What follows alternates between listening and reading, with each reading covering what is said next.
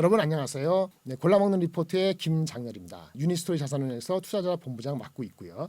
오늘 지금 이 시간에는 애플과 퀄컴에 대해서 상반된 얘기를 좀 드리겠습니다.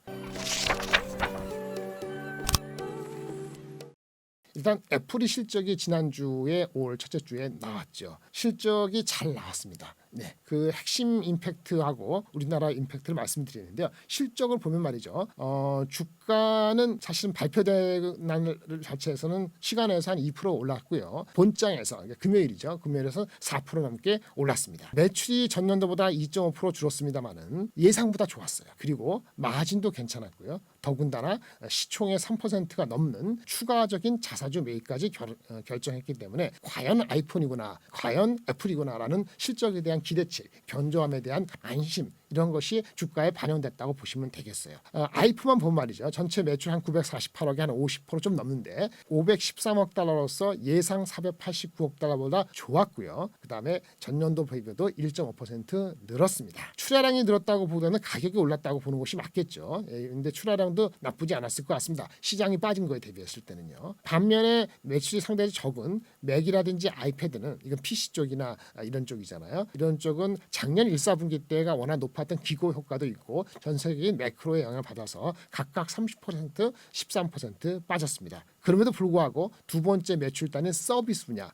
우리가 매출 총이익률 GPM이라는데 GPM이 40몇 프로 나오거든요. 근데 그거에 서비스 부문 매출의 한 20%를 좀 넘어가는 서비스 매출인데 이번 분기에 209억 달러로서 서비스가 5.5% 늘었거든요. 이 서비스 부문의 매출이익률은 아마 70%에 가깝다고 보고 있습니다. 따라서 제품은 한 30%대 서비스는 70% 믹스해가지고 전체적으로 40% 중반대 총이익률이 나오는 거죠. 그러니까 서비스 비부문의 성장이 높았기 때문에 전체적인 948억의 매출에서의 이익률이 좋았던 거라고 보시면 되겠어요. 반면에 중국은 조금 아직은 부진했고요. 한 마이너스 3%. 이번 실적 발표에서 가장 두드러졌던 건 아이폰과 신흥 시장에서 아이폰의 선전 내지는 강세입니다. 브라질, 인도, 멕시코, UAE, 사우디아라비아, 기타 등등 여러 우리가 말하는 신흥 주가에서 아이폰이 상당히 좋았습니다. 전년도 동기에서 더블 이상 가는 지역도 몇 군데 있고요. 한마디로 아이폰 공급 에코시스템에 이제 들어오는 사람들이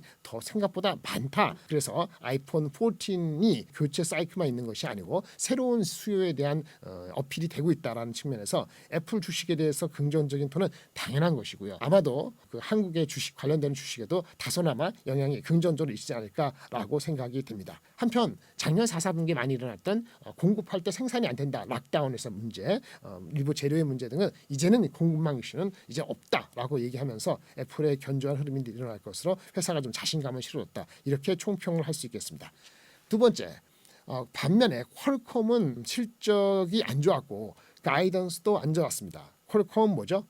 휴대폰만 들어가는데 우리가 안드로이드 폰이라는 삼성이나 어떤 중국 이런 많은 업체, 스마트폰 업체의 전체적인 부진 영향을 직격탄을 받았다고 보고요. 일반적으로 얘기했을 때 퀄컴은 여기서 만드는 칩은 오토모티브도 사용한다, 자동차 하는데 자동차 쪽으로는 성장률이 한 20% 좋았습니다만 비중이 한 6%에 불과하기 때문에 그 영향은 좀 전체적으로 좀 제한적이었다 말씀드릴 수 있겠고 3, 4분기 매출 가이던스 역시 시장에서 얘기하고 있는 91억 불보다는 밑단 크게는 한 10% 이상 벗어나는 81억 불에서 89억 불에 불과했고 전체적으로 중국 회복에 대해서 가시성이 아직은 낮다는 측면에 방점을 치다 보니까는 주가 흐름은 안 좋았습니다.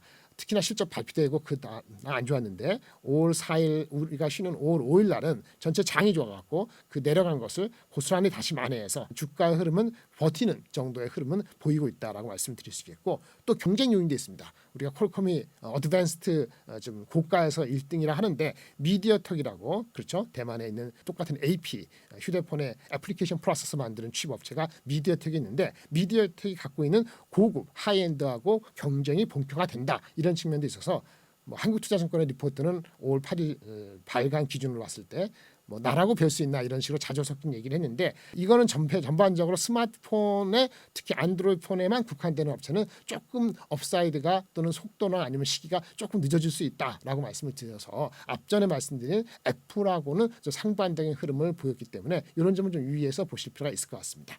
예, 이상입니다. 감사합니다.